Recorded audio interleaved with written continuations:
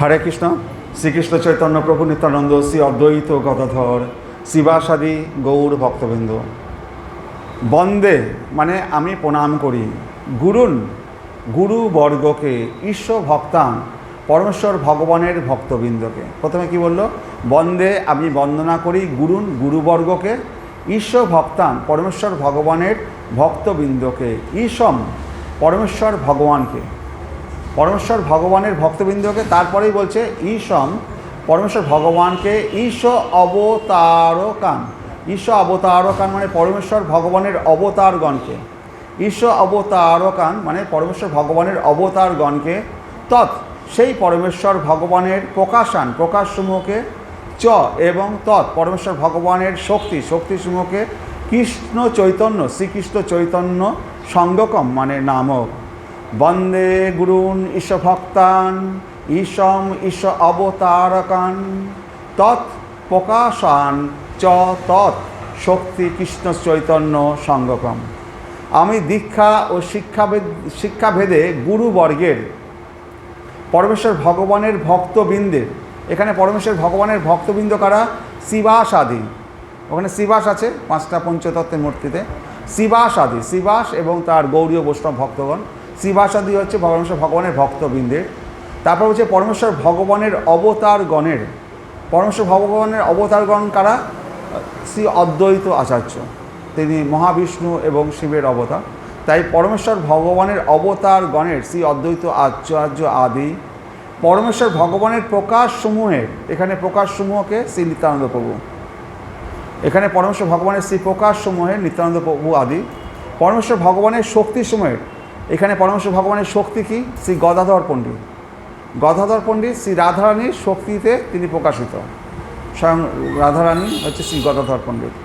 তো শক্তির সময় শ্রী গদাধর আদি এবং শ্রীকৃষ্ণ চৈতন্য নামক পরমেশ্বর ভগবানের বন্দনা করি এবং শ্রীকৃষ্ণ চৈতন্য মহাপ্রভুকে আমি বন্দনা করি। তাহলে প্রথম শ্লোকটাই কিন্তু বুঝতে হবে যে 5টা বিষয় রয়েছে। আমি দীক্ষা ও শিক্ষাভেদে গুরুবর্গের পরমেশ্বর ভগবানের ভক্তবৃন্দের শিবাস আদি তাদেরকে প্রণাম করছি। পরমেশ্বর ভগবানের অবতারগণের শ্রী অদ্বৈত আচার্য আদি অবতারদের প্রণাম করছি। পরমেশ্বর ভগবানের প্রকাশসমূহের, তার প্রকাশসমূহ শ্রী নিত্যানন্দ প্রভু আদি তাদেরকে প্রণাম করছি। আর পরমেশ্বর ভগবানের শক্তিসমূহের শ্রী গদাধর আদি, শক্তি হচ্ছে রাধারানী, সেই গদাধর রাধারানীর শক্তিতে আবিষ্ট হয়েছিলেন, তাই গদাধর আদি এবং শ্রীকৃষ্ণ চৈতন্য নামক পরমেশ্বর ভগবানের বন্দনা করি।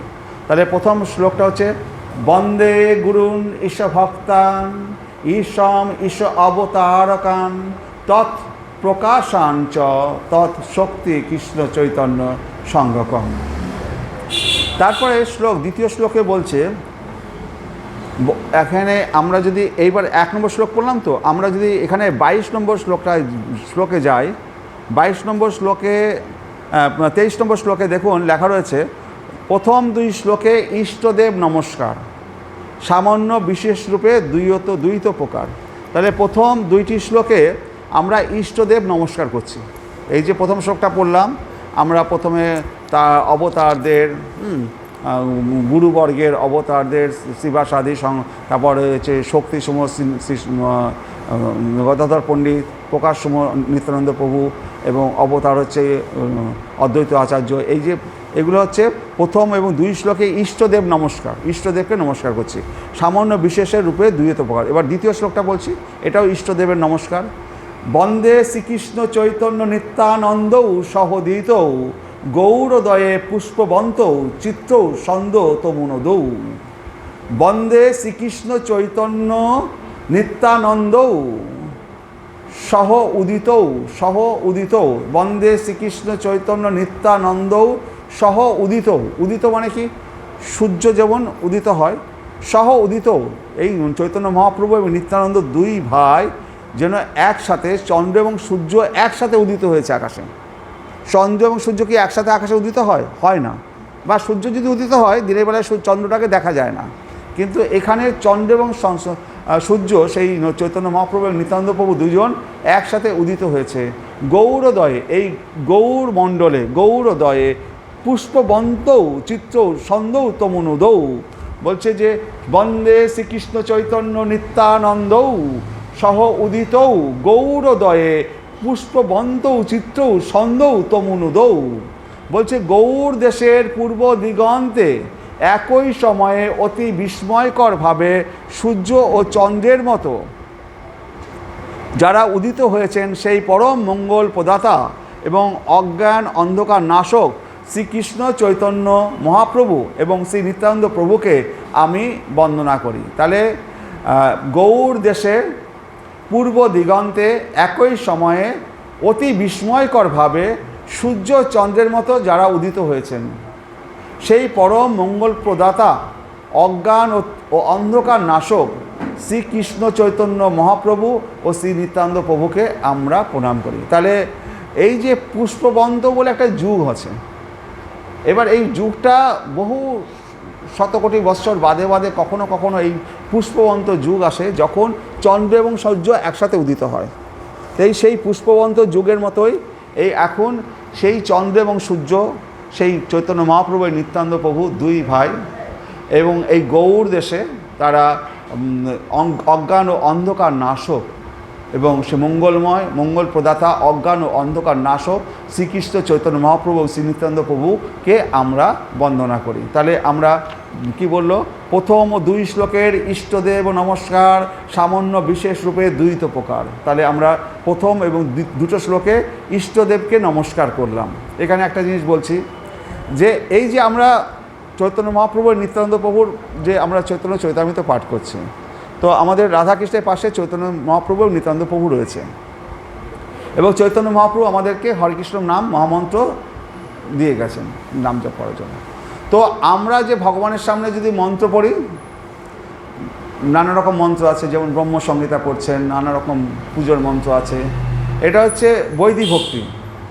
এই বৈদিক ভক্তির দ্বারা ভগবানের ভক্তরূপী ভগবান এই চৈতন্য মহাপ্রভু এবং নিত্যানন্দ প্রভু যে দুজন শ্রীকৃষ্ণ মানে মহাপ্রভু রাধাকৃষ্ণ দুই পাশে দুজন যে দাঁড়িয়ে আছে, এই ভক্তরূপী ভগবানকে যদি হরেকৃষ্ণ নাম দ্বারা আমরা যদি ভজনা করি, হরেকৃষ্ণ নাম তো রাধাকৃষ্ণকেই ডাকছি, কিন্তু এই চৈতন্য মহাপ্রভু নিত্যানন্দ প্রভুর সামনে তাকে স্মরণ করে যদি আমরা হরেকৃষ্ণ নাম করি, হরে কৃষ্ণ কৃষ্ণ কৃষ্ণ হরে হরে হরে রাম রাম রাম হরে হরে, তাহলে কি হবে, আমরা যদি বৈদিক ভক্তির মাধ্যমে শুধু পুজো করি তাহলে আমরা বৈকুণ্ঠে যাব, গোলক বৃন্দাবনে যেতে পারবো না। কিন্তু এই ভক্তরূপী ভগবান চৈতন্য মহাপ্রভু নিত্যানন্দ প্রভুর যদি আমরা কৃপা পাই তাহলে আমরা বৈকুণ্ঠ থেকে গোলক বৃন্দাবনে যাব। তো যখন শ্রীকৃষ্ণ তিনি দাপরে লীলা করতে আসলেন, তিনি দেখলেন যে আমি তো এত লীলা করলাম কিন্তু এদেরকে আমার তো সেই প্রেম, সেই আমার যে স্বভক্তি শ্রীয় প্রেম, সেই আমার নিজ প্রেম তো দান করা হয়নি, তো এরা তো সব বৈকুণ্ঠে গিয়ে আটকে যাবে, উপরে গোলক বৃন্দাবনে আমার কাছে কেউ আসতে পারবে না। তাই তিনি ভক্তরূপী ভগবান হয়ে আসলেন চৈতন্য মহাপ্রভু এবং নিত্যানন্দ প্রভু। যদি তাদের স্মরণ করে যদি আমরা হরেকৃষ্ণ নাম জপ করি তাহলে আমরা বৈকুণ্ঠ, তার উপরে আছে আমাদের আমাদের অযোধ্যা, হ্যাঁ, তার উপরে আছে দ্বারকা, তার উপরে আছে মথুরা মণ্ডল, তার উপরে গোলক বৃন্দাবন, সেই গোলক বৃন্দাবনে আমরা যেতে পারবো। আর এইখানটায় আসল সেবাটা কি, আমরা যদি ভগবানের সেবা পুজোয় যুক্ত হই তাহলে পরে এই ওখানে সেবা অধিকার পাবো। তো আমাদের আত্মা তো অবিনশ্বর, যদি আমরা গোলক বৃন্দাবনে ভগবানের সাথে সেবা পুজোর সাথে যুক্ত হতে পারি সেটাই হচ্ছে আমাদের পরম আনন্দ। তো ভগবানের সাথে মিলিত হওয়া, তার সেবা পূজা অংশগ্রহণ করা, তার রাসলীলায় অংশগ্রহণ করা, সমস্ত সৌভাগ্য লুকিয়ে আছে এই চৈতন্য মহাপ্রভু নিত্যানন্দ প্রভুর কৃপার উপরে। না হলে পরে যদি বৈদিক ভক্তি দ্বারা যেমন ব্রাহ্মণেরা পুজো করে, এরা সব ওই বৈকুণ্ঠ পর্যন্ত যাবে। ব্রাহ্মণরা যে বাড়ি বাড়ি পুজো করে তারা মন্ত্র জপ করছে, তপস্যা করছে, কিন্তু এই বৈকুণ্ঠ পর্যন্ত। কিন্তু যতক্ষণ না এই রাধাকৃষ্ণ এই চৈতন্য মহাপ্রভু নিত্যানন্দ প্রভুর শরণাগত হয়ে হরেকৃষ্ণ নাম জপ না করছে ততক্ষণ তারা বৈকুণ্ঠ থেকে উপরে গোলক বৃন্দাবনে যেতে পারবে না। তো সেই কারণে আমাদের মাথায় রাখতে হবে আমরা যাব গোলক বৃন্দাবনে, সেই জন্য চৈতন্য মহাপ্রভু নিত্যানন্দ প্রভুর আমাদের কৃপা বিশেষ করে দরকার এবং চৈতন্য চরিতামৃত পাঠ করাটা দরকার। হরে কৃষ্ণ। তাহলে আমরা দুটো শ্লোকে আমরা কি পড়লাম, এই প্রথম দুই শ্লোকে ইষ্টদেব নমস্কার সামান্য বিশেষে রূপে, তারপরে তৃতীয় শ্লোকেতে করি বস্তু নির্দেশ যা হইতে জানি পরতত্ত্বের উদ্দেশ্য। তৃতীয় শ্লোকেতে করি বস্তুর নির্দেশ, বস্তু হচ্ছে পরম বস্তুই হচ্ছে শ্রীকৃষ্ণ। বস্তু সম্বন্ধে জানতে হবে, বস্তুটা কি, শ্রীকৃষ্ণ। বস্তুটা আরেকটা শ্রীমদ্ ভাগবতমের শ্লোক আসে, ধর্ম পজ্জিত কৈতবত্র পরম নির্মৎ স্বর্ণাম শতাম বেদ্যম বাস্তবম অত্র বস্তু শিবদম। সেই অত্র বস্তু, সেই বস্তু শিবদম মঙ্গলজনক, সেই বস্তুটা কি? স্বয়ং শ্রীকৃষ্ণ দ্বিভুজ মুরারি শ্যামসুন্দর। সেই বস্তুর নির্দেশ, সেই বস্তুকে জানাচ্ছে এই তৃতীয় শ্লোকে। তৃতীয় শ্লোকটা আমরা পড়ছি, যদ অদ্বৈতম ব্রহ্ম উপনিষদি তৎ ওপি অশ্ব তনুভা স আত্মন্ত জামি পুরুষ ইতি স অশ্ব অংশ বিভব সর ঐশ্বর্যই পূর্ণ য ইহ ভগবান স স্বয়ং অয়ম ন চৈতন্যাৎ কৃষ্ণাৎ জগতে পরতত্ত্বম পরম ইহ। উপনিষদে যাকে নির্বিশেষ ব্রহ্মরূপে বর্ণনা করা হয়েছে, উপনিষদে যাকে নির্বিশেষ ব্রহ্মরূপে বর্ণনা করেছে, দেখুন উপনিষদে কি আছে? সেখানে নির্বিশেষ ব্রহ্ম। ব্রহ্ম কি? যার আকার নেই, আকৃতি নেই, জ্যোতিস্বরূপ, ব্রহ্মস্বরূপ বলে নির্বিশেষ ব্রহ্মরূপে বর্ণনা করেছে। তার এই শ্রীকৃষ্ণ চৈতন্যের অঙ্গকান্তি। সেই ব্রহ্মস্বরূপটা হচ্ছে ভগবান শ্রীকৃষ্ণ চৈতন্যের অঙ্গকান্তি বা শ্রীকৃষ্ণের অঙ্গকান্তি। অঙ্গকান্তি মানে কি?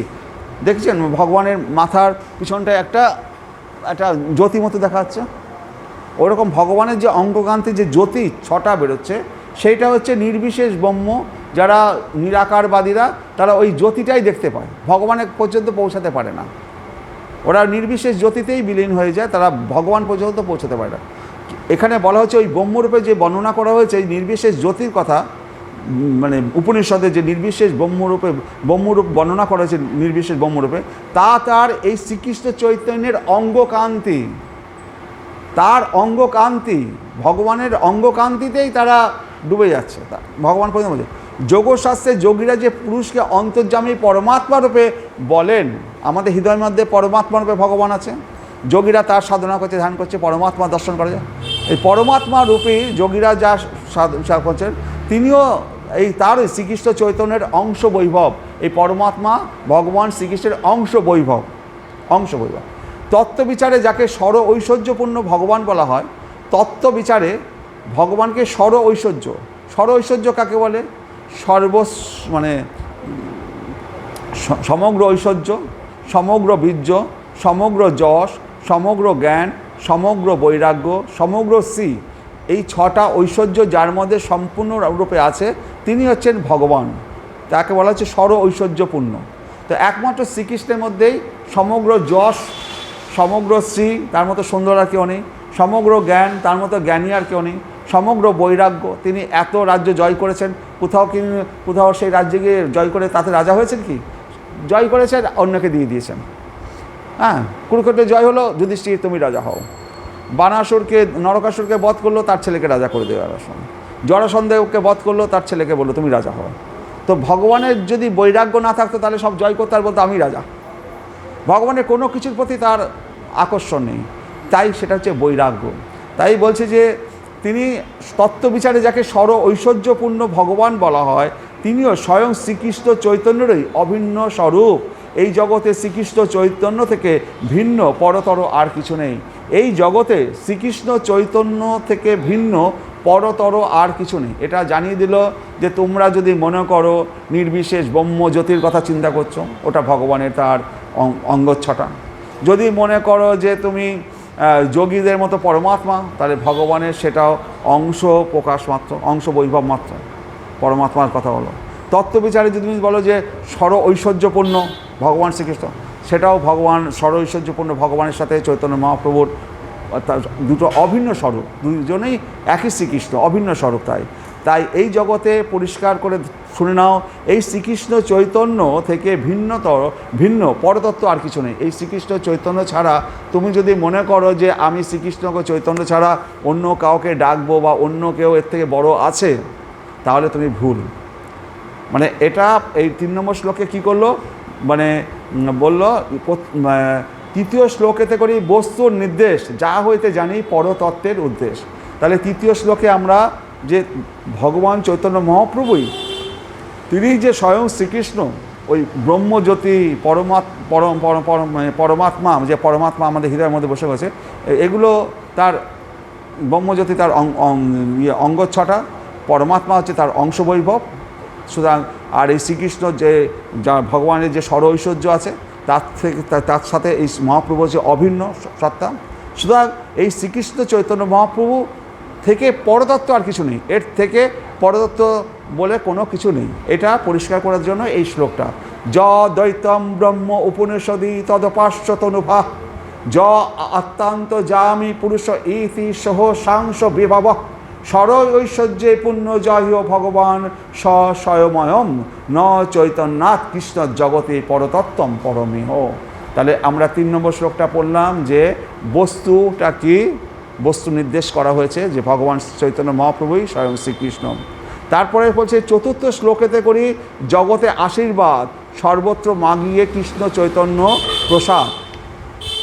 এবার 4 নম্বর শ্লোকে কি বলছে, 4 নম্বর শ্লোকে বলছে যে 4th শ্লোকেতে করি জগতে আশীর্বাদ, সকলের জন্য শ্রীকৃষ্ণ চৈতন্য মহাপ্রভু আশীর্বাদ প্রার্থনা করে 4th শ্লোকে আমি সমগ্র জগতের প্রতি ভগবানের করুণার কথা বর্ণনা করেছি।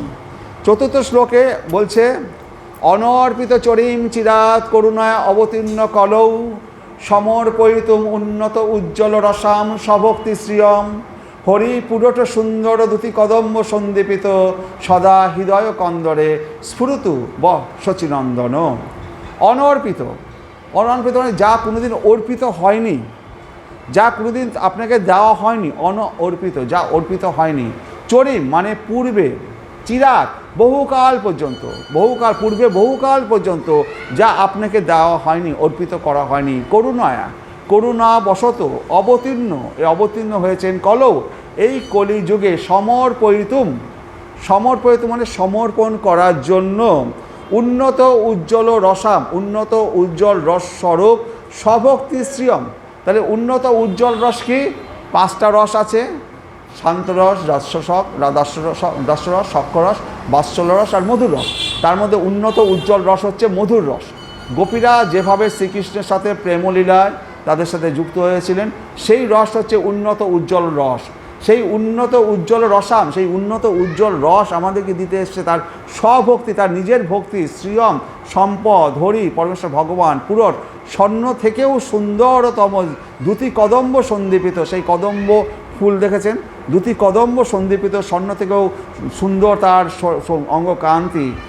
বলছে সন্দীপিত সমুদ্ভাসিত সদা সর্বদা হৃদয় কন্দরে, আমাদের প্রত্যেকের হৃদয় কন্দরে, হৃদয় গোয়াতে স্ফুরতু প্রকাশিত হন বহ শচীনন্দন, সেই শচীর পুত্র শচীনন্দন, সেই চৈতন্য মহাপ্রভু নিত্যানন্দ প্রভু যেন আমাদের হৃদয় মন্দে সর্বত্র নৃত্য করতে থাকেন, স্ফুরিত হন, স্ফুরতু বহ শচীনন্দন। অনর্পিত চরিম চিরাত করুণায় অবতীর্ণ কলৌ সমর্পয়িত উন্নত উজ্জ্বল রসাম স্বভক্তি শ্রিয়ম হরি পুরট সুন্দর দুতি কদম্ব সন্দীপিত সদা হৃদয় কন্দরে স্ফুরতু বহ শচীনন্দন। এত সুন্দর শ্লোক যদি মুখস্থ না থাকে কত কষ্ট হবে বলুন তো? এত সুন্দর শ্লোক যদি মুখস্থ না থাকে তাহলে আপনাদের কষ্ট হওয়া উচিত। হ্যাঁ, যেন তেমন প্রকরণে মুখস্থ করতে হবে, এত সুন্দর শ্লোক। অনর্পিত চরিম চিরাত করুণায় অবতীর্ণ কলৌ সমর্পয়িত উন্নত উজ্জ্বল রসাম স্বভক্তি শ্রিয়ম হরি পুরট সুন্দর দতি কদম্ব সন্দীপিত সদা হৃদয় কন্দরে স্ফুরতু বহ শচীনন্দন। আমরা এই শ্লোক যদি 50 বার 100 বার পাঠ করি না, পাঠ করতে করতে মনে হবে যেন সত্যিই বোধহয় স্ফুরিত হচ্ছে। শ্লোকটার মধ্যেই এত মাধুর্য, এত মধুরতা রয়েছে। এই শ্লোকটা যদি আমরা মুখস্থ না করি তাহলে আমাদেরকে বলবো আমরা বোকা, প্রচণ্ড বোকা। ভগবান এত জিনিস, সুন্দর জিনিস দিয়ে গেছে, সেটা ছেড়ে আমরা অন্য বিষয়ের প্রতি আমরা ধাবিত হচ্ছি। পূর্বে বহুকাল পর্যন্ত যা অর্পিত হয়নি এবং উন্নত ও উজ্জ্বল রসময় নিজের ভক্তি সম্পদ দান করার জন্য যিনি করুণাবশত কলিযুগে অবতীর্ণ হয়েছেন, যিনি স্বর্ণ থেকেও সুন্দর দুটি সমূহ দ্বারা সমুদ্ভাসিত, সেই শচীনন্দন শ্রীহরি সর্বদা তোমাদের হৃদয় কন্দরে স্ফুরিত হন। এবার 5 নম্বর শ্লোক, 5 নম্বর শ্লোক সম্বন্ধে বলছে হরে কৃষ্ণ। সেই শ্লোকে কহি বাহ্য অবতার কারণ, ষষ্ঠ শ্লোকে কহি মূল প্রয়োজন। এবার পঞ্চম এবং ষষ্ঠ শ্লোক, 5 নম্বর এবং ষষ্ঠ শ্লোক দুটো পড়ব। ভগবান শ্রীকৃষ্ণ কেন চৈতন্য মহাপ্রভু রূপে তিনি অবতীর্ণ হলেন এই কলিযুগে, তার নবদ্বীপে আমাদের মা যশোদার কোলে তিনি কেন অবতীর্ণ হলেন, তার কি দরকার হয়ে পড়ল? তিনি তো কৃষ্ণ অবতারে দাপরে এসে অনেক লীলা করে গেলেন। তো মহাপ্রভু হওয়ার কি দরকার হয়েছিল যে তাকে আসতে হলো এই কলিযুগে আবার?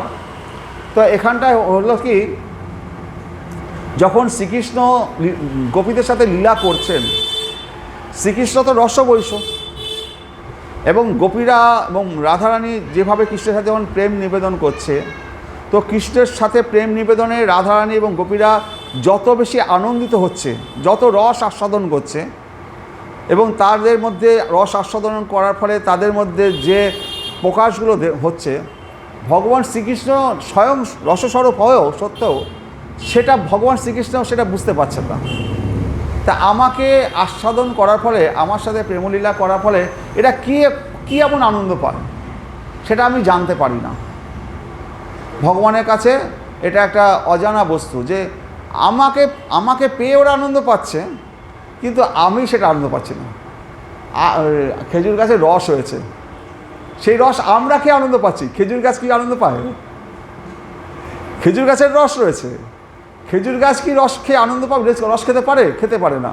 ওর রস কি আমরা আনন্দ পাই? ওকে যদি রস খেতে হয়, ওকে মানুষ হয়ে জন্মগ্রহণ করতে হবে, তাই না?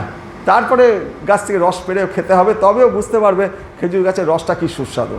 তো ভগবান স্বয়ং নিজে রসস্বরূপ, তার থেকে রসটা পেয়ে সবাই রসাস্বাদন করে আনন্দিত হচ্ছে, কিন্তু ভগবান তো নিজে জানতে পারছে না আমার রসটা থেকে এরা কতটা আনন্দ পাচ্ছে, কতটা কি পাচ্ছে।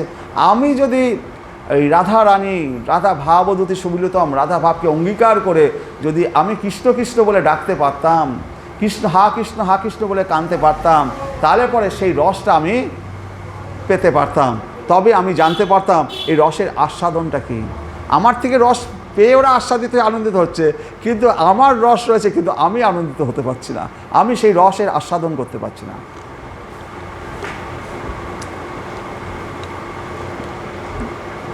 তাহলে সেই রস আস্বাদন করার জন্যই স্বয়ং ভগবান রাধা ভাবদূতির সুমিলিতম হয়ে হা কৃষ্ণ করে তিনি নদিয়ার মাঠে মাঠে তিনি কান্না করে বেড়াচ্ছেন, হা কৃষ্ণ, ওই রস আস্বাদন করার জন্য। তাহলে রাধা কৃষ্ণ প্রণয় বিকৃতি আহ্লাদিনী শক্তি অস্মা একাত্তান ওপি ভুবি পুরা দেহ ভেদম গতৌ তৌ চৈতন্য আক্ষম প্রকটম অধুনা তদ্বয়ম চ ঐক্যম আপ্তম রাধা ভাবদূতি সুমিলিতম নৌমি কৃষ্ণ স্বরূপম। এত সুন্দর শ্লোক। রাধা শ্রীমতী রাধারানী, কৃষ্ণ শ্রীকৃষ্ণের প্রণয়ের বিকৃতি বিকার আহ্লাদিনী শক্তি অস্মাৎ এই হেতু এক আত্মন স্বরূপত এক আত্মা বা অভিন্ন ওপি হওয়া সত্ত্বেও ভূমি পৃথিবীতে পুরা অনাদিকাল থেকে দেহ ভেদম ভিন্ন দেহ গতও ধারণ করেছেন, তো রাধা ও কৃষ্ণ উভয়ে চৈতন্য আক্ষম শ্রী চৈতন্য নামে প্রকটিত হয়েছেন অধুনা এখন তদ্বয়ম সেই দুই দেহ চ এবং ঐক্যম একত্রে আপ্তম যুক্ত হয়ে রাধা শ্রীমতী রাধারানীর ভাবদূতি মানে দ্যুতি সুবরিতম বিভূষিত নৌমি আমি প্রণতি নিবেদন করে কৃষ্ণ স্বরূপম, যিনি শ্রীকৃষ্ণ রূপে শ্রীকৃষ্ণ স্বরূপ থাকেন।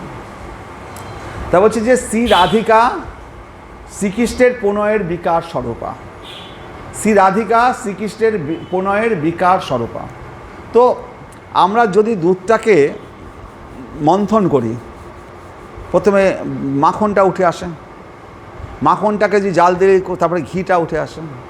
তো এই মাখন বা ঘি যেটা চার্নিং করার পরে পাওয়া যাচ্ছে মাখন বা ঘি, তো কৃষ্ণের প্রণয়ের বিকার স্বরূপ হচ্ছে রাধারানী, সেই ঘিটা হচ্ছে রাধারানী। শ্রীকৃষ্ণের শ্রী রাধিকা ও শ্রীকৃষ্ণের প্রণয়ের বিকার স্বরূপা, তাদের প্রণয়ের যে আহ্লাদিনী শক্তি, তাদের প্রেমের যে প্রণয়ের আসল যে আনন্দদায়িনী শক্তি, সে হচ্ছে রাধিকা, শ্রীকৃষ্ণ রাধিকা। তা শ্রীকৃষ্ণেরই মধ্যে সেই দুধ দইটা রয়েছে, দুধ দই ঘোল সব কিছু শ্রীকৃষ্ণের মধ্যে রয়েছে। তাকে চার্নিং করে যে ঘিটা পাওয়া যাচ্ছে সে হচ্ছে সে বিকার স্বরূপা সেই রাধারানী। আসল ঘিটা সেই আনন্দদায়িনী শক্তি, যার দ্বারা শরীর পুষ্ট হবে, যার দ্বারা আনন্দ পাবো, যার দ্বারা সমস্ত কিছু পাবো, সে রাধারানী হচ্ছে গিয়ে শ্রীকৃষ্ণের প্রণয়ের বিকার স্বরূপ। সুতরাং শ্রীমতী রাধারানী শ্রীকৃষ্ণের আহ্লাদিনী শক্তি। তাহলে শ্রীমতী রাধারানী শ্রীকৃষ্ণের আহ্লাদিনী শক্তি। এই জন্য শ্রীমতী রাধারানী ও শ্রীকৃষ্ণ এক আত্মা হলেও তারা অনাদিকাল থেকে গোলকে পৃথক দেহ ধারণ করে আছে। এই শ্রীকৃষ্ণ এবং শ্রী রাধারানী এক আত্মা, এক ওইটা দুধের মধ্যে তো ঘিটা আছে না, দুধের মধ্যে তো মাখনটা আছে। তো রাধা এবং কৃষ্ণ তো এক আত্মা, কিন্তু তারা দুই দেহ ধারণ করেছে। এখন ঘি এবং দুধ আলাদা হয়েছে। তাই বলছে যে শ্রীমতী রাধারানী ও শ্রীকৃষ্ণ এক আত্মা হলেও তারা অনাদি কাল থেকে গোলকে পৃথক দেহ ধারণ করে আছেন। এখন সেই দুই চিন্ময় দেহ, সেই রাধা এবং শ্রীকৃষ্ণ দুই চিন্ময় দেহ পুনরায় একত্রে যুক্ত হয়েছেন এবং শ্রীকৃষ্ণ চৈতন্য নামে প্রকট হয়েছেন। এবং শ্রীমতী রাধারানীর এই ভাব ও কান্তিযুক্ত শ্রী কৃষ্ণস্বরূপ শ্রীকৃষ্ণ চৈতন্যকে আমি প্রণত নিবেদন করি। তাহলে প্রথমে গোলক বৃন্দাবনে, তারও আগে ভগবান শ্রীকৃষ্ণ একা ছিলেন। তিনি প্রেম বিলানোর জন্য, প্রেমের আস্বাদন করার জন্য তার বাম অঙ্গ থেকে রাধারানীর প্রকাশ হলো এবং ডান অঙ্গ থেকে বলরাম প্রকাশ হয়েছিল। তো এই বাম অঙ্গ থেকে যে রাধারানী প্রকাশ হলো, তার সাথে ভগবান শ্রীকৃষ্ণ, তাহলে শ্রীকৃষ্ণ দুই ভাগে বিভক্ত হলেন, রাধা এবং কৃষ্ণ। গোলকে এই দুই ভাগে, প্রথমে তো একটা ছিল, প্রথমে দুই ভাগে বিভক্ত হলেন। বিভক্ত হয়ে তারা, রাধা কৃষ্ণ দুই ভাগে বিভক্ত হয়ে তারা প্রেম লীলা করলেন। আর এই কলিযুগে ওই রাধা কৃষ্ণ আবার একসাথে মিলিত হয়েছেন। রাধা এবং কৃষ্ণ মিলিত হয়ে তিনি চৈতন্য মহাপ্রভু রূপে আসলেন। তাহলে প্রথমে এক ছিল, তারপর দুই হলো, আবার এক হলো। তাহলে এই চৈতন্য মহাপ্রভুর মধ্যে রাধারানীও রয়েছে এবং কৃষ্ণও রয়েছে। তাহলে রাধা ভাব ও দুতি সুবিলতম, রাধার ভাব ও কান্তিকে তিনি অঙ্গীকার করেছেন। কেন করেছেন অঙ্গীকার? ভক্ত হয়ে এসছেন ভগবান শ্রীকৃষ্ণের যে রসটা আস্বাদন করার জন্য। ওই খেজুর গাছের রস আস্বাদন করলে খেজুর গাছ হলে হবে না, মানুষ হতে হবে। মানুষ হয়ে সেই তবে খেজুর গাছের রস আস্বাদন করা যাবে। ভক্ত হয়ে আসতে হবে। ভগবান হয়ে থাকলে পরে আমি সেই রস, আমার রস আমি কী করে আস্বাদন করব? তাহলে আমাকে ভক্ত হতে হবে। ভগবান থেকে তার এক স্টেপ নিচে নেবে, ভক্ত হতে হবে। ভক্ত হয়ে তিনি যখন স্বয়ং চৈতন্য মহাপ্রভু হয়ে আসলেন, এসে আমাদেরকে যখন প্রেম নিবেদন বিলাতে পারছেন, তাহলে শ্রী রাধিকা শ্রীকৃষ্ণের প্রণয় বিকার স্বরূপ। সুতরাং শ্রীমতী রাধারানী শ্রীকৃষ্ণের আহ্লাদিনী শক্তি। এই জন্য শ্রীমতী রাধারানী ও শ্রীকৃষ্ণের এক আত্মা হলেও, তারা দুজন এক আত্মা হলেও তারা অনাদিকাল থেকে তারা গোলকে পৃথক দেহ ধারণ করে আছেন। রাধা এবং কৃষ্ণ গোলকে পৃথক দেহ ধারণ করে তারা প্রেমলীলা করছেন। এখন সেই দুই চিন্ময় দেহ পুনরায় একত্রে যুক্ত হয়ে শ্রীকৃষ্ণ চৈতন্য নামে প্রকট হয়েছেন। শ্রীমতী রাধারানীর এই ভাব ও কান্তিযুক্ত শ্রীকৃষ্ণ স্বরূপ শ্রীকৃষ্ণ চৈতন্যকে আমি প্রণতি নিবেদন করি। রাধা কৃষ্ণ প্রণয় বিকৃতি আহ্লাদিনী শক্তি অস্মা একা তান অপি ভুবি পুরা দেহ ভেদম গত উতৌ চৈতন্য আক্ষম প্রকটম অধুনা তদ্বয়ং চ ঐক্যম আপ্তম রাধা ভাবদূতি সুবিলিতম নৌমি কৃষ্ণ স্বরূপম। রাধা কৃষ্ণ প্রণয় বিকৃতি আহ্লাদিনী শক্তি অস্মা একা তান অপি ভুবি পুরা দেহ ভেদম গত উতৌ চৈতন্য আক্ষম প্রকটম অধুনা তদ্বয়ং চ ঐক্যমাপ্তম রাধা ভাবদূতি সুবিলিতম নৌমি কৃষ্ণ স্বরূপম। এবার 6 নম্বর শ্লোক। এবার ভগবান যে রাধারানীর যে প্রণয় মহিমা, সেটা তো ভগবান জানতে পারছিলেন না। তো 6 নম্বর শ্লোকে বলছে, শ্রী রাধায়া প্রণয় মহিমা কীদৃশ্য বানৈবা সাধ্য যেন অদ্ভুত মধুরিমা কীদৃশ্য বা মদীয় সখ্যাঞ্চস্যা মদনুভবত কীদৃশ্য বেতি লোভা তদ্ভাবাঢ্য সমজনী শচী গর্ব সিন্ধু হরিন্দু। বলছে শ্রীরাধার প্রেমের মহিমা কীরকম। আমার সাথে শ্রীরাধার দাপরে অনেক প্রেম করেছে, তো তার প্রেমের মহিমাটা কীরকম, মহিমাটা তো আমি জানি না। আমি তো রাধা হচ্ছে রাধা কৃষ্ণকে আমি কৃষ্ণকে আশ্রয় করছে, আমি বিষয়, কৃষ্ণ হচ্ছে বিষয়, রাধারানী আশ্রয়। তো রাধারানী কৃষ্ণ থেকে স্বাদ গ্রহণ করতে পারছে, আশ্রয় তত্ত্ব, আর আমি বিষয় তত্ত্ব। তো যার ফলশ্রুতি শ্রীরাধার মহিমা কীরকম সেটা তো আমি জানি না। শ্রীরাধার মহিমা, তার হচ্ছে শ্রীরাধায়া প্রণয় মহিমা, তার যে প্রণয় মহিমাটা কীরকম সেটা আমি জানি না। এই প্রেমের দ্বারা শ্রীরাধা আমার যে অদ্ভুত মাধুর্য আস্বাদন করেন, সেই মাধুর্যই বা কীরকম। এই শ্রীরাধা আমার প্রেমের দ্বারা আমার যে মাধুর্য আস্বাদন করেন, মাধুর্য কি, মাধুর্য আর হচ্ছে ঐশ্বর্য, দুটো বিষয় আছে ভগবান শ্রীকৃষ্ণের। ঐশ্বর্যভাবে যেমন দ্বারকার যে মহিষীরা, সেখানে রাজ ঐশ্বর্য, ধন দৌলত ঐশ্বর্য, সেখানে ভগবানকে সে ঐশ্বর্যভাবে পুজো করা হয়। আর মাধুর্যের শ্রীকৃষ্ণ কি, বৃন্দাবনের যে শ্রীকৃষ্ণ, সে মাধুর্যের শ্রীকৃষ্ণ। তাকে কী বলে, বৈজয়ন্তী মালা দিয়ে সাজানো হচ্ছে। তার কপালে কোনো সোনার মুকুট নেই, সেখানে ময়ূরপুচ্ছ, ফুলের মুকুট, হ্যাঁ, সমস্ত কিছু ফুল দিয়ে ভগবানকে সাজানো হচ্ছে। সেখানে মাধুর্যের দেবতা ভগবান গোবর্ধন ধারণ করলেও বলবে ও আমার ঘরের ছেলে, ও কি করে গোবর্ধন ধারণ করবে? হ্যাঁ, তো মধুমঙ্গল বলবে আমি লাঠিতে ঠেকা দিয়েছিলাম বলে তুই ধরতে পেরেছিস, তুই একা তোর পক্ষে ক্ষমতা ছিল নাকি, আমিও লাঠি লাগিয়েছিলাম। তো ভগবানের কে ওখানে ঐশ্বর্যভাবে দেখা হয় না। তিনি যতই কালীয় দমন করুন, পুতনাকে বধ করুন, এত অসুরকে বধ করুন বৃন্দাবনে, তবু সেখানে ওই রাখাল গোপাল আমাদের ঘরের ছেলে মা যশোদা বলবে ও এখনও আমাকে না জড়িয়ে ধরে শুয়ে ঘুমাতেই পারে না, ও কি করে এই সমস্ত অসুর বধ করবে? তোরা অন্য কেউ সব বল, আমাকে বলিস না। মায়ের কাছে সন্তান, মায়ের কাছে কখনো সে ভগবান হতে পারে না। সন্তান মা যশোদা তাকে সন্তান হিসাবেই দেখেন, ব্রজের গোপীরা তাকে তাদের প্রেমাস্পদ প্রেমিক হিসাবেই দেখেন। তা সেই কারণে এই মাধুর্যের দেবতা। তাই রাধারানী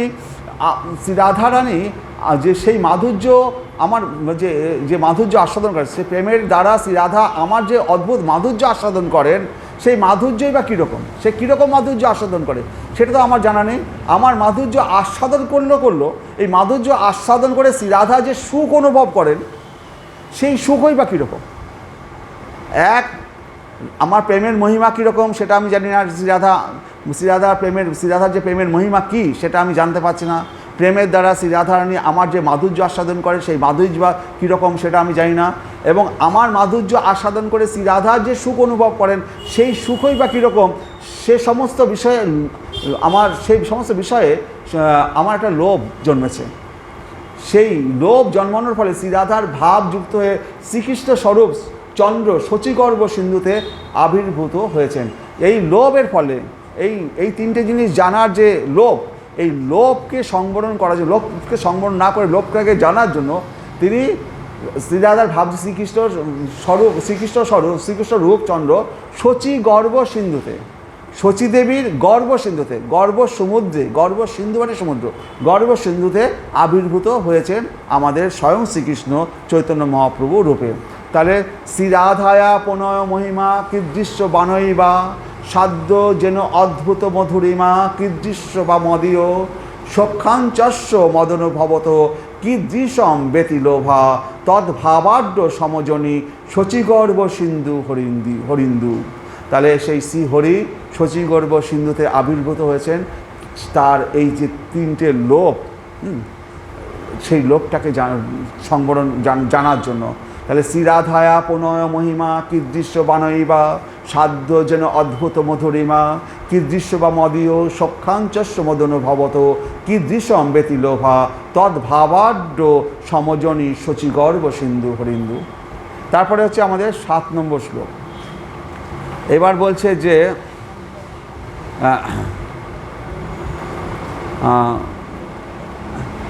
এই 6 শ্লোকে, এটা আমরা 6 নম্বর 6 শ্লোক, এই 6 শ্লোকে আমি শ্রী চৈতন্য মহাপ্রভুর অবতারণের বাহ্য কারণ বর্ণনা করেছি। 5 ও 6 শ্লোকে অবতরণের মূল কারণ বিশ্লেষণ করেছি, তার বাহ্য কারণ এবং অন্তঃকারণ। অন্তঃকারণ হচ্ছে রাধারানীর এই যে তিনটে ইচ্ছা, হ্যাঁ, 3 বাঞ্ছা, এই 3 বাঞ্ছা পূর্ণ করার জন্য তার শচীগর্ভ সিন্ধুতে আবির্ভাব হওয়া। আর তার সাথে বহির্বাঞ্ছা কী আছে, তার সাথে সাথে তার যে প্রেম নিবেদন করা, অনর্পিত চরিম চিরাগ করুণায় অবতীর্ণ কলৌ সমর্পিত উন্নত উজ্জ্বল রসাম, সেই উন্নত উজ্জ্বল রস স্বভক্তি শ্রিয়ম, তার যে ভক্তি সেই প্রেম তিনি মানে গরিব বড় না দেখে সবাইকে তিনি বিতরণ করতে চেয়েছেন। তার নিজস্ব সেই স্বভক্তি প্রেম এবং উজ্জ্বল রস তিনি বিতরণ করার জন্য, এটা তার বাহ্য কারণ। সমগ্র জগৎকে তিনি উদ্ধার করার জন্য এসছেন, সমগ্র জগতে হরেকৃষ্ণ নাম প্রচার করতে এসছেন, এগুলো তার বাহ্য কারণ, বাহ্যিক কারণ। আর তার অন্তরের কারণ হচ্ছে তার এই 3 বাঞ্ছা, রাধারানীর মহিমা কীরকম, তিনি কিভাবে তার মাধুর্য আস্বাদন করেন এবং মাধুর্য আস্বাদন করে রাধারানী বা কীরকম সুখ লাভ করেন, এই 3 বাঞ্ছা পূর্ণ করা। আর 3টে বাঞ্ছা হচ্ছে বহির্বাঞ্ছা 3টে, সেটা হচ্ছে তার স্বভক্তিকে দান বিতরণ করা, হরিকৃষ্ণ নাম প্রচার করা এবং এই সমস্ত মানুষকে উদ্ধার করে গোলক বৃন্দাবনে নিয়ে যাওয়া। তাহলে এই 3টে বাঞ্ছা, এই 6 শ্লোকে কহি চৈতন্যের তত্ত্ব, আর 5 শ্লোকে কহি নিত্যানন্দ মহত্ত্ব। এরপরে যে 5টা শ্লোক হবে, এই 6টা শ্লোকে আমরা চৈতন্য মহাপ্রভুর আসার কারণগুলো জানতে পারলাম। এবার 7 নম্বর, 8 নম্বর, 9 নম্বর পরপরে 7, 5, 12 এই পরে 5টা শ্লোকে আমরা নিত্যানন্দের কথা জানতে পারবো, নিত্যানন্দের মহত্ব জানতে পারবো, নিত্যানন্দের মহিমা জানতে পারবো। তাহলে পরে আমাদের এই পরবর্তী 6টা শ্লোকও খুব গুরুত্বপূর্ণ। কিন্তু পরবর্তী 6টা শ্লোকটা মানে বেশিরভাগ মানে আমি এখানে নয়, শুধু ইস্কনে বা অনেক জায়গাতেই যেহেতু এই পরবর্তী 6টা শ্লোক খুব কঠিন উচ্চারণ করা, পড়া, মুখস্থ করা, তারা সবাই কী করে এই 6টা শ্লোককে কোনোরকম একবার পড়ে ব্যাস এড়িয়ে চলে যায়। কিন্তু এই 6টা শ্লোক মুখস্থ করা খুবই দরকার। কারণ কি তারা মুখস্থ করে কম, কারণ কি তারা ঠিকভাবে বুঝেই উঠতে পারে না, যার ফলশ্রুতি তারা মুখস্থটা কম করে। কিন্তু আমি বলে দিচ্ছি আপনারা কিন্তু সবাই মুখস্থ করবেন। সংকর্ষণ কারণথসায়ী গর্ভদশায়ী চ পয়োগ্ধসায়ী শেষস্য যশাংশ কলা স নিত্যানন্দ অক্ষ রাম শরণম মমাস্তু। এটা হচ্ছে 7 নম্বর শ্লোক। সংকর্ষণ এটা যে যারা আমার ওই মোটা বইটা নিয়েছেন সেখানে ওই বইটাতে পাবেন, এটা পাবেন। ওই বইটায় কোন জায়গায় বলে দিচ্ছি, প্রথম দিকেই একটা আছে, পাতা আছে, সেটা হচ্ছে হরে কৃষ্ণ চরণ বন্দনা বলে একটা পাতা আছে, এই 16 পাতায় চরণ বন্দনা বলে একটা কথা আছে। এখানে এই শ্লোকগুলো পেয়ে যাবেন। হরে কৃষ্ণ।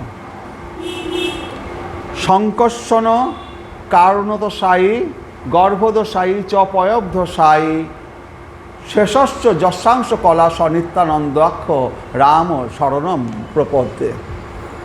তাহলে এই বইটা আপনারা চেষ্টা করবেন সংগ্রহ করতে, কারণ এরকম বই আপনারা দ্বিতীয়বার কিনতে পাবেন না এই জীবনে যদি সংগ্রহ না করে থাকেন। হরে কৃষ্ণ। কারণ কি এই জীবনে কেন বললাম, কারণ এটা আমার কাছে ছাড়া কোথাও পাবেন না। আপনার যেমন পয়সা আছে, আমি অন্য কোথাও বুক স্টল থেকে কিনবো, বাইরে কোথাও বিক্রি হবে না। হরে কৃষ্ণ। সেই কারণে যদি সংগ্রহ করতে হয় কখনো পারলে সংগ্রহ করে নেবেন।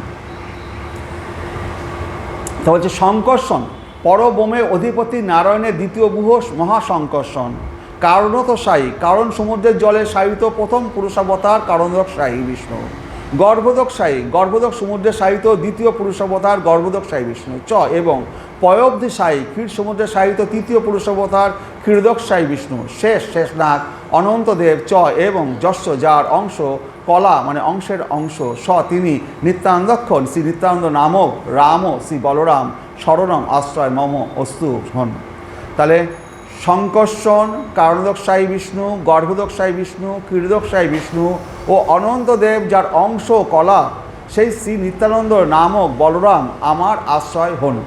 তাহলে এখানটায় বলছে ভগবান শ্রীকৃষ্ণ তার বামাঙ্গ থেকে রাধারানী, তার ভগবান শ্রীকৃষ্ণের প্রথম প্রকাশ কি বলরাম থেকে প্রথম প্রকাশ হলো কি সংকর্ষণ থেকে মহাবিষ্ণু বা কারণদকসায়ী বিষ্ণু, তারপরে 3টে পুরুষাবতার কারণদকসায়ী বিষ্ণু, গর্ভদকসায়ী বিষ্ণু আর হচ্ছে ক্ষীরদকসায়ী বিষ্ণু।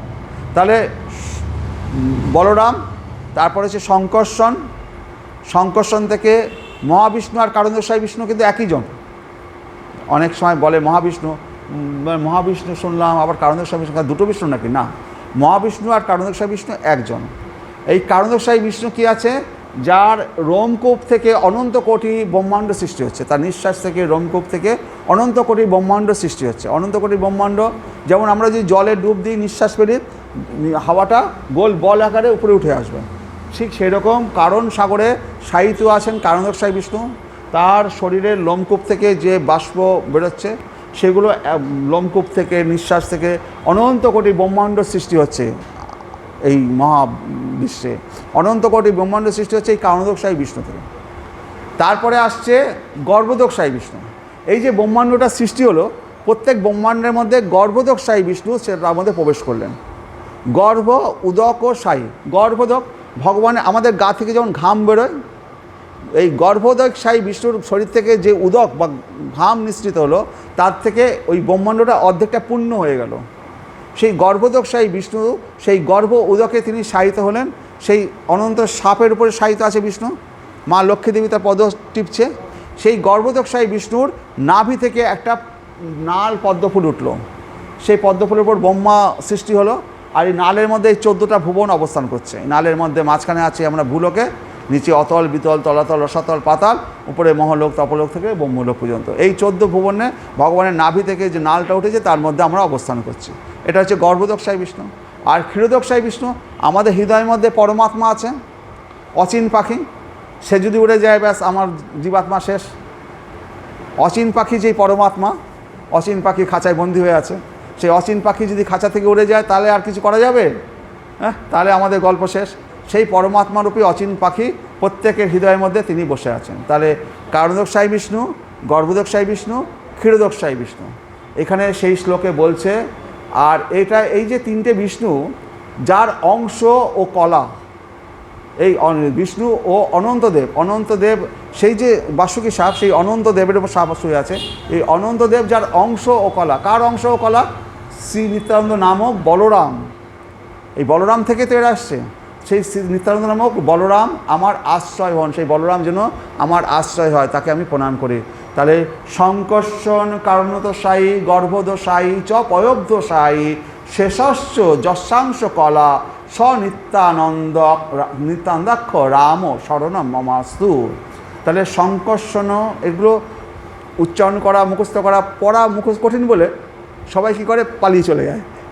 না, এটা পড়তে হবে না, পড়বো না পড়া। কিন্তু এটার মধ্যে যে কত কৃপা রয়েছে সেটা যখন জানবে তখন সে পড়বে। এখন জানতে জানতে যে বিদ্যই হয়ে যায়, আর এই জন্মে যে জানতেই না পারে, তাহলে আবার কটাবার জন্ম নেবে এইটা জানার জন্য। তাহলে সংকর্ষণ কারণদশায়ী গর্ভদশায়ী চ পয়োব্ধসায়ী শেষস্য যশাংশ কলা স নিত্যানন্দাক্ষ রাম শরণং মমাস্তু। তাহলে যদি আমরা এই নিত্যানন্দের কৃপা না পাই তাহলে বৈকুণ্ঠে রাধাকৃষ্ণ পাবো না। গোলকে রাধাকৃষ্ণ পেতে গেলে নিত্যানন্দের কৃপা চাই। তাহলে সংকর্ষণ কারণদক্ষায় বিষ্ণু, গর্ভদক্ষায় বিষ্ণু, ক্ষীরদক্ষায় বিষ্ণু ও অনন্তদেব যার অংশ কলা, সেই নিত্যানন্দ নামক বলরাম আমার আশ্রয় হন। সেই নিত্যানন্দ নামক বলরাম আমার আশ্রয় হন। তাহলে আমরা বুঝে গেলাম যে সংকর্ষণ, তারপরে কারণদক্ষায় বিষ্ণু, গর্ভদক্ষায় বিষ্ণু, ক্ষীরদক্ষায় বিষ্ণু সব এসছে বলরাম থেকে।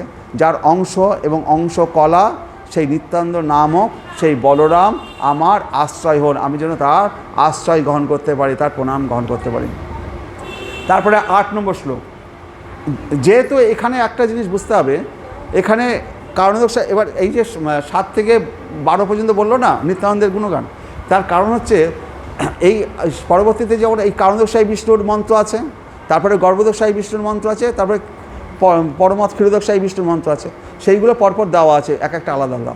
মায়াতীতে ব্যাপী বৈকুণ্ঠ লোকে পূর্ণ ঐশ্বর্য শ্রী চতুর্ভুহ মধ্যে রূপম যশোদ্ভাতি সংকর্ষণাক্ষং তম শ্রী নিত্যানন্দ রামম প্রপদে।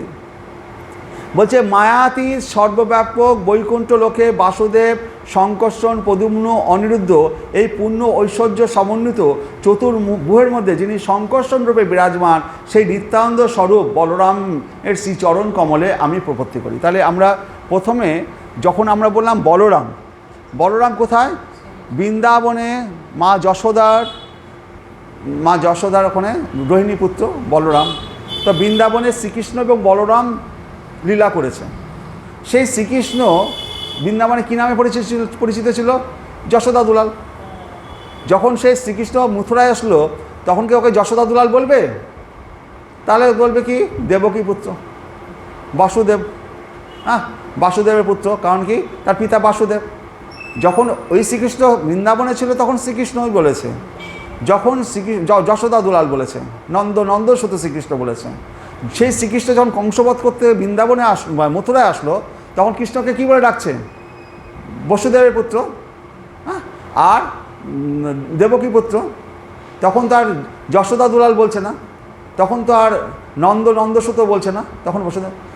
আর বলরাম যখন মথুরায় আসলো তখন বলরাম কি হলো? সংকর্ষণ। তাহলে এই শ্লোকে আমরা সংকর্ষণের পুজো করছি, সংকর্ষণের প্রণাম করছি। মায়াতি সর্বব্যাপক বৈকুণ্ঠ লোকে বাসুদেব, সংকর্ষণ, প্রদ্যুম্ন, অনিরুদ্ধ এই পূর্ণ ঐশ্বর্য সমন্বিত চতুর্ভুহের মধ্যে যিনি সংকর্ষণ রূপে বিরাজমান, সেই নিত্যানন্দ স্বরূপ বলরামের শ্রীচরণ কমলে আমি প্রপত্তি করি।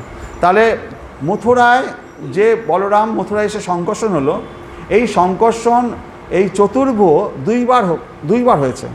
প্রথম চতুর্ভুহ হচ্ছে মথুরায়, দ্বিতীয় চতুর্ভুহ সৃষ্টি হলো বৈকুণ্ঠে। তাহলে এই চতুর্ভুহ কি?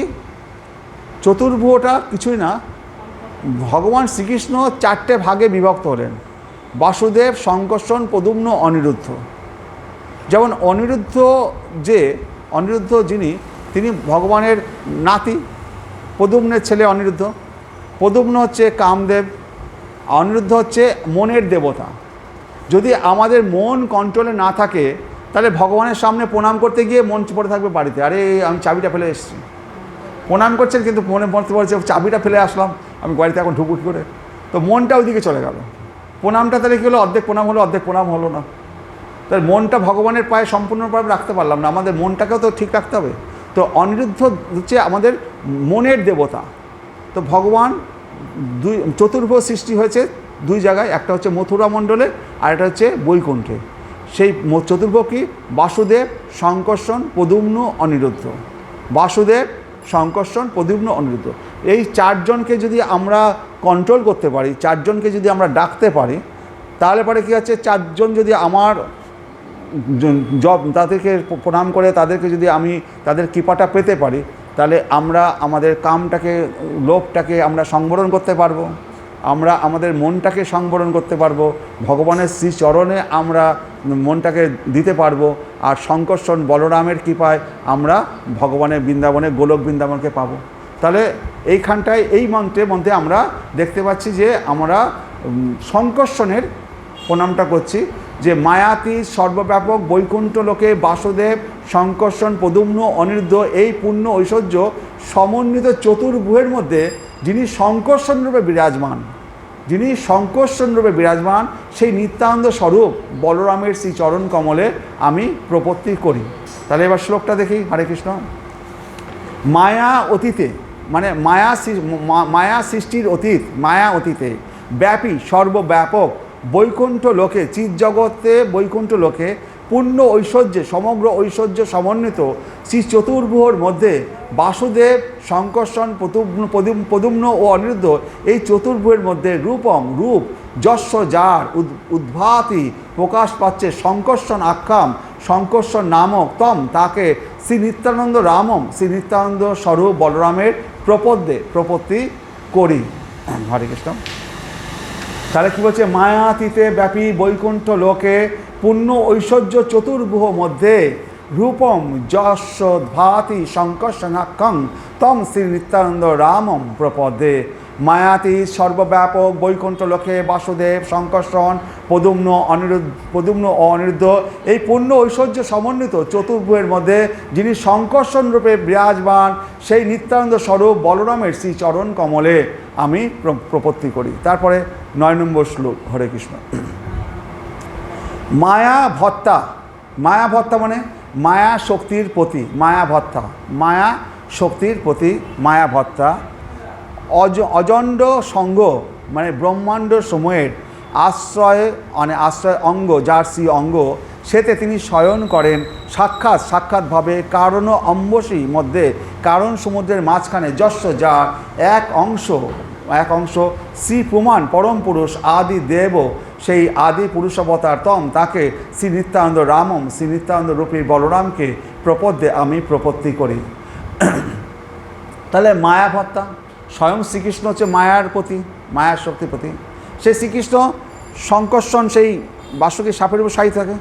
তাহলে মায়াভত্তা অজাণ্ড সঙ্গ, ব্রহ্মাণ্ড সমূহের আশ্রয়, যিনি আশ্রয় অঙ্গ, যার শ্রী অঙ্গ, সেতে তিনি শয়ন করেন সাক্ষাৎভাবে কারণ অম্বসীর মধ্যে, কারণ সমুদ্রের মাঝখানে, যশ যার এক অংশ শ্রী প্রমাণ পরম পুরুষ আদি দেব, আদি পুরুষবতা তম, তাকে শ্রী নিত্যানন্দ রামম, শ্রী নিত্যানন্দ রূপী বলরামকে প্রপদ্যে আমি প্রপত্তি করি। মায়া ভত্তা অজাণ্ড সঙ্গ আশ্রয় অঙ্গ, সেতে সাক্ষাৎ কারণ অম্বদি মধ্যে, যশ এক অংশ শ্রী প্রমাণ আদি দেব তম, নিত্যানন্দ রামম প্রপদে।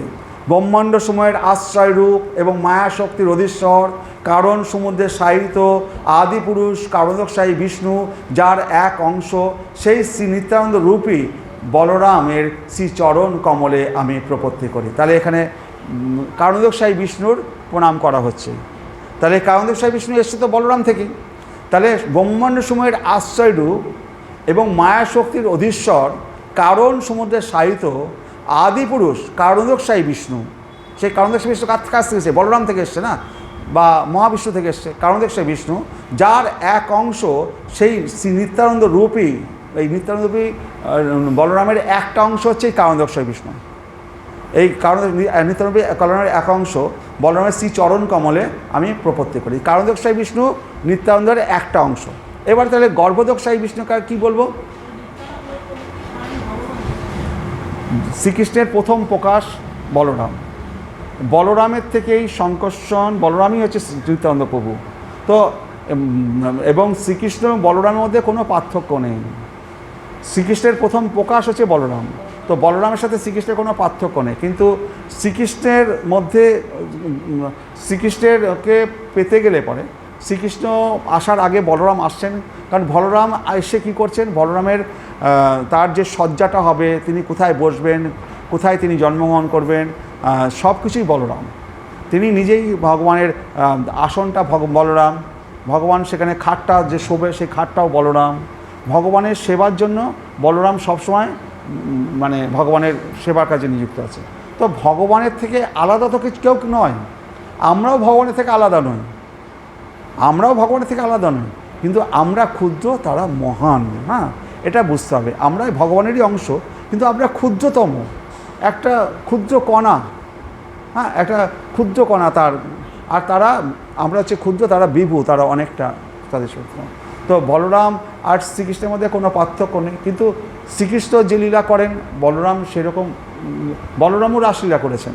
তো বলরাম যাদের সাথে রাসলীলা করেছে সেই গোপীরা আলাদা, শ্রীকৃষ্ণ যে রাসলীলা করেছে আলাদা। আর মুকুন্দ তো একজনই, সেটি বলরাম, শ্রীকৃষ্ণ। মুক্তিপ্রদাতা কিন্তু বলরামকে বলা হচ্ছে না, মুক্তিপ্রদাতা শ্রীকৃষ্ণ। তাহলে আমাদের যদি প্রণাম করতে হয়, পুজো করতে হয়, সেই দ্বিভুজ মূলরাজ শ্যামসুন্দর শ্রীকৃষ্ণকে পুজো করছি। বলরাম বলতে কি নিত্যানন্দ প্রভু তার পাশে রাখছি, চৈতন্য মহাপ্রভুকে পাশে রাখছি। তো সুতরাং এগুলোকে ও ছোট ও বড় এইভাবে বিচার করা যাবে না।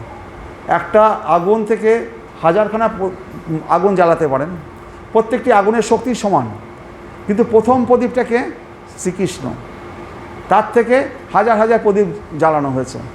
তো এই শ্রীকৃষ্ণ যে প্রদীপ, তার যে শক্তি, আর ওই প্রদীপটার শক্তি কি আলাদা? শক্তি কি কম বেশি আছে? না, শক্তি একই আছে। তো বলরাম আর শ্রীকৃষ্ণ দুজনই এক, কিন্তু শ্রীকৃষ্ণর যে লীলাটা করছেন বলরাম সেই লীলাটা করছেন না। বলরাম শ্রীকৃষ্ণর সেবামূলক কাজে করছেন। তো আমরা ভগবানের সেবা করার জন্য আমরা যাব, সেই কারণে বলরামের মাধ্যমে আমাদের যেতে হবে, রাধারানীর মাধ্যমে ভগবানের কাছে যেতে হবে, কারণ আমরা একমাত্র সেবাভাবেই ভগবান শ্রীকৃষ্ণকে আমরা পেতে পারি। তো বলরামের কৃপা, রাধারানীর কৃপা, এদের কৃপা ছাড়া, মহাপ্রভুর কৃপা, নিত্যানন্দের কৃপা ছাড়া আমরা ভগবানের কাছে পৌঁছাতে পারবো না। তারপরে শ্লোকটা আমরা যাচ্ছিলাম, তাহলে আমরা যেটা বললাম, এটা কি পড়লাম, কারণোদকশায়ী কারণ সম্বন্ধে যে সাহিত্য আছে, মায়াভত্তা অজান্ড সংঘ আশ্রয় অঙ্গ শ্বেতে সাক্ষাৎ কারণ অম্বদি মধ্যে যস্য এক অংশ শ্রীপুমান আদি দেব তম শ্রী নিত্যানন্দ রামং প্রপদে। ব্রহ্মাণ্ড সময়ের আশ্রয় রূপ এবং মায়া শক্তির অধীশ্বর কারণ সমুদ্রের সাহিত্য আদিপুরুষ কারণোদকশায়ী বিষ্ণু, যার এক অংশ সেই শ্রী নিত্যানন্দ রূপী বলরামের শ্রী চরণ কমলে আমি প্রপত্তি করি। এবার আমরা কারণোদকশায়ী সমুদ্রের কারণোদকশায়ী বিষ্ণুর আমরা মন্ত্রটা পেয়ে গেলাম। এরপরে আমরা গর্ভোদকশায়ী বিষ্ণুর মন্ত্রটা পড়ব।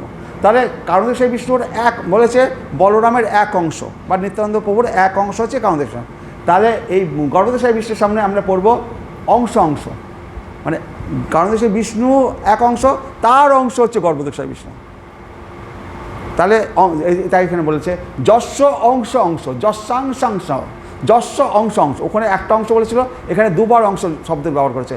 যস্য অংশ অংশ শিল গর্ভ উদশায়ী যৎ নাভি অব্জম লোক সংঘাত নালম লোক ষষ্ঠ সুতিকা ধাম ধাতু তম শ্রী নিত্যানন্দ রামম প্রপদে। যার নাভি পদ্মের নাল, লোকস্রষ্টা ব্রহ্মার সুতিকা ধাম বা লোকসমূহের বিশ্রাম স্থান, সেই গর্ভোদকশায়ী বিষ্ণু যার অংশের অংশ, আগে শুধু অংশ বলেছিল, এবার অংশের অংশ, কারণ কি বলরাম তার অংশ, কারণদেব বিষ্ণু তার অংশ হচ্ছে গর্ভদশাই বিষ্ণু, তাই বলছে তার অংশের অংশ সেই নিত্যানন্দ রামকে আমি সশ্রদ্ধ প্রণতি নিবেদন করি। তার আর কি গর্ভদশাই বিষ্ণু নাভি থেকেই ব্রহ্মার সৃষ্টি হয়েছে, সেটা হচ্ছে যেমন সুতিকা মানে মায়ের যে যখন সন্তান জন্ম হয় সেই ঘরটাকে বলে সুতিকা ঘর, সুতিকা আশ্রম। তো গর্ভদশাই বিষ্ণু যে নাভি পদ্ম, সেখানে নাভি থেকে ব্রহ্মার সৃষ্টি হয়েছে, সমস্ত জগৎ সৃষ্টি হচ্ছে ব্রহ্মার পর থেকে, তাই বলছে যার নাভি পদ্মের নাল লোকস্রষ্টা ব্রহ্মার সুতিকা ধাম ও লোকসমূহের বিশ্রাম স্থান, সেই গর্ভদশাই বিষ্ণু যার অংশের অংশ, সেই নিত্যানন্দ রামকে আমি সশ্রদ্ধ প্রণতি নিবেদন করি। যস্য অংশ অংশ শ্রীর গর্ভ উদস্যায়ী যত নাভি অব্জম লোক সংঘাত নালম লোক সষ্টম সুতিকা ধাম ধাতু সম শ্রী নিত্যানন্দ রামম প্রপদ্যে। এরপরে 11 নম্বর শ্লোক। এবারে কি বলবে? এবার তো আমরা ক্ষীরোদকশায়ী বিষ্ণুকে প্রণাম করব। ক্ষীরোদকশায়ী বিষ্ণু তাহলে কী খাবে? কারণদকশায়ী বিষ্ণু বলেছে অংশ, গর্ভদকশায়ী বিষ্ণু বলেছে অংশ অংশ, ক্ষীরোদকশায়ী বিষ্ণু বলে অংশ অংশ অংশ, 3 বার অংশ ব্যবহার করা হবে। কারণ কি কারণদকশায়ী বিষ্ণুর একটা অংশ হচ্ছে বলরামের একটা অংশ হচ্ছে কারণদকশায়ী বিষ্ণু নিত্যানন্দের বা বলরামের, দ্বিতীয়টা হচ্ছে গর্ভদশায়ী বিষ্ণু অংশ অংশ বললাম, এবং কারণদকশায়ী বিষ্ণু এবার ক্ষীরোদকশায়ী বিষ্ণুর ক্ষেত্রে অংশ অংশ অংশ 3 বার বলব। যস্য অংশ অংশ অংশ, শ্লোকটা পেয়েছেন আপনি? 3টে অংশ লেখা আছে। যস্য অংশ অংশ পরমাত্মখিলানাম, যস্য অংশ অংশ অংশ পরম আত্মা অখিলানাম পোষ্টা বিষ্ণু ভাতি দুগ্ধ অব্দেশায়ী খৌনি ভত্তা যৎ কলা স ওপি অনন্ততম শ্রী নিত্যানন্দ রামম প্রপদ্যে। তাহলে কি বলছে? যার অংশের অংশ হচ্ছেন ক্ষীর সমুদ্রে সাহিত ক্ষীরোদকশায়ী বিষ্ণু, সেই ক্ষীরোদকশায়ী বিষ্ণু হচ্ছেন সমস্ত জীবের হৃদয়ে বিরাজমান পরমাত্মা ও সমস্ত ব্রহ্মাণ্ডের পালনকর্তা, এবং পৃথিবী ধারণকারী শেষ নাগ হচ্ছেন যার কলা, সেই শ্রী নিত্যানন্দ রূপী বলরামের শ্রী চরণ কমলে আমি প্রপত্তি করি। তাহলে এটা হচ্ছে ক্ষীরোদকশায়ী বিষ্ণুর প্রণাম মন্ত্র। তাহলে এই 3টে বিষ্ণুর প্রণাম মন্ত্র মুখস্থ করা অবশ্যই দরকার, কিন্তু বেশিরভাগ ক্ষেত্রে আমি বলছি ইসকনের ভক্তরাও গুরুদেবরা বিশেষ করে ভালো করে জানায় না, যার ফলশ্রুতি ইসকনের ভক্তরা, আমার সাথে তো আসে সব ভক্তরা, কেউ মুখস্থ করে না, কারো মুখস্থ নেই। তো ওরা মুখস্থ করেনি, ওরা অজ্ঞানে আছে বলে আমরা কেন অজ্ঞান হব? হ্যাঁ, ওরা অজ্ঞানে আছে, ওদের গুরুরা জানাচ্ছে না, ঠিক আছে, ওরা অজ্ঞানে থাকুক। হ্যাঁ, আমরা যখন জানতে পারছি তখন আমাদের পরের জন্মে আমরা মনুষ্য হব কিনা জানি না, তো এই জন্মে যখন সুযোগটা পেয়েছি তাহলে এই সুযোগটা কেন আমরা গ্রহণ করব না? পরের জন্মে যদি মানুষ না হই তাহলে তার মন্ত্রটা পড়তে পারবো না। হ্যাঁ, একমাত্র মানুষ হলেই একমাত্র এই মন্ত্রটা পড়তে পারবো। মনুষ্য জন্ম পেতে হবে, আবার সেরকম ঘরে জন্মগ্রহণ করতে হবে যাতে এই মন্ত্রগুলো পড়তে পারে। তো পরের জন্মে যদি আমরা মানুষ না হই সেজন্য এই জন্মে যতটা পারা যায় সমস্ত পাঠ চুকিয়ে যেতে হবে। হরে কৃষ্ণ, বাকি রাখা যাবে না, ধার দেনা বাকি রাখা যাবে না। তাহলে যস্য অংশ অংশ পর আত্মা অখিলানাম পোষ্টা বিষ্ণু ভাতি দুগ্ধ অব্দশায়ী খৌনি ভত্তা যৎ কলা স ওপি অনন্ততম শ্রী নিত্যানন্দ রামম প্রপদ্যে। তাহলে যার অংশের অংশ হচ্ছেন ক্ষীর সমুদ্রে সাহিত ক্ষীরোদকশায়ী বিষ্ণু, সেই ক্ষীরোদকশায়ী বিষ্ণু হচ্ছেন সমস্ত জীবের হৃদয়ে বিরাজমান পরমাত্মা ও সমস্ত ব্রহ্মাণ্ডের পালনকর্তা, এবং পৃথিবী ধারণকারী শেষনাগ হচ্ছেন যার কলা, সেই শ্রী নিত্যানন্দ রূপী বলরামের শ্রী চরণ কমলে আমি প্রপত্তি করি। আর একটা শ্লোক পড়ব। মহাবিষ্ণু জগৎকর্তা মায়া যঃ সৃজতি অদতস্য অবতার এব অয়ম অদ্বৈত আচার্য ঈশ্বর ভগবান। যে মহাবিষ্ণু মায়া শক্তির দ্বারা এই জগৎকে সৃষ্টি করেছেন তিনি জড় জগতের সৃষ্টিকর্তা, শ্রী অদ্বৈত আচার্য ঈশ্বর তারই অবতার। তাহলে আমরা এই 12টা শ্লোক পড়লাম আজকে, এরপর দিন 13 নম্বর শ্লোক থেকে পড়ব। তো আপনাদের বলে রাখি, এই যে চৈতন্য চরিতামৃত, এই চৈতন্য চরিতামৃত একটা হচ্ছে কলেজ স্ট্রিটে পাওয়া যায়, সেটা একটা খণ্ডে ছোট বই, ওগুলো 300-400 টাকা 500 টাকার মধ্যে দাম, 300-400 টাকা। আর এইরকম বই 4 টেবিলে যে চৈতন্য চরিতামৃত, এর দাম প্রায় 3000 টাকা।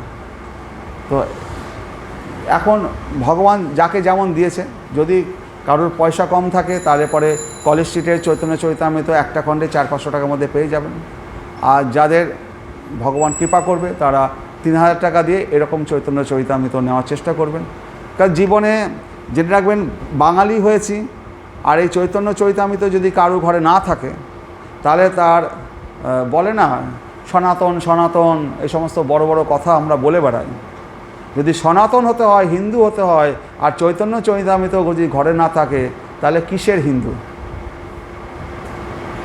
অন্তত 400-500 টাকা দামের কম দামের চৈতন্য চরিতামৃত হলো, যার ঘরে নেই সে তাকে হিন্দু বলা যাবে না। এরকম একটা গ্রন্থ, এর সম্বন্ধে মানুষের প্রচার নেই বলে আপনারা জানেন না। এই গ্রন্থটা পাঠ করার জন্য বিদেশ থেকে, আমেরিকা থেকে, বিভিন্ন মানে যারা ওই নিগ্রোরা আছে না আফ্রিকার, এরা 10 বছর 15 বছর ভারতবর্ষে শুধু বাংলা ভাষা শিখছে, মায়াপুর নবদ্বীপে এসে শুধু এই চৈতন্য চরিতামৃত পাঠ করবে বলে। আমরা ইংরেজি শিখতে যাই, তো ওরা বাংলা শিখছে যাতে এই চৈতন্য চরিতামৃত পাঠ করতে পারে। 10-15 বছর ধরে এখানে পড়ে আছে, বাংলা শিখছে তারা, আর আমরা বাংলা পড়তে জানি কিন্তু কারোর ঘরে চৈতন্য চরিতামৃত নেই। তার দোষ আমাদের পূর্বপুরুষেরা, তারা আমাদের জানায়নি, যার ফলশ্রুতি আমরা মূর্খ হয়ে রয়েছি।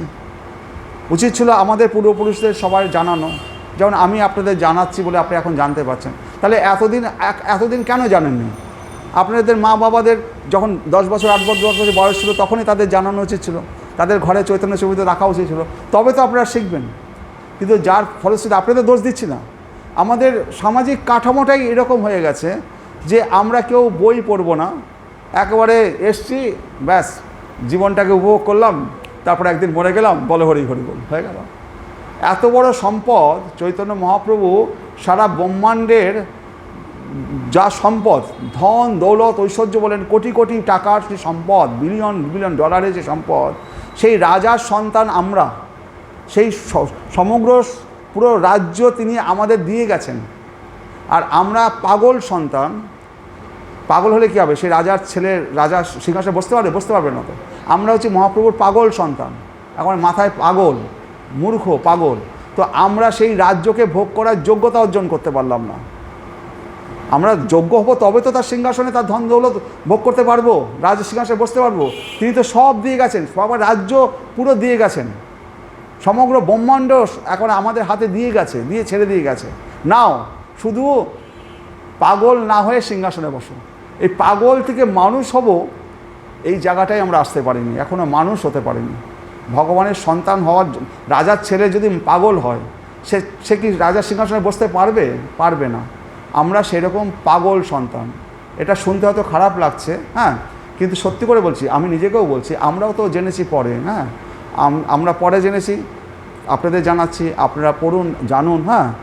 তবেগা তো যে কি সম্পদ, কি ধন দৌলত ঐশ্বর্য দিয়ে গেছে, আর সেই সিংহাসন, সেই রাজ সিংহাসনে আমাদের যোগ্যতা আছে বসার, অথচ আমরা বসছি না। তো লাস্টে আমরা একটু গুরবাষ্টকম পড়ি, হরে কৃষ্ণ করে শেষ করি। যাদের এই বইটা যদি কারো নিয়ে থাকেন নিয়ে নিন সঙ্গে, যদি কারোর লাগলেও নিয়ে নিন। হরে কৃষ্ণ।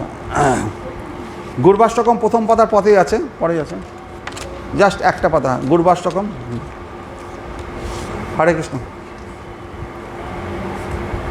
সংসার দাবা নরলীর লোক, জানায় কারুণ্য ঘনা ঘনত্তম। সংসার দাবা নরলীর লোক, জানায় কারুণ্য ঘনা ঘনত্তম।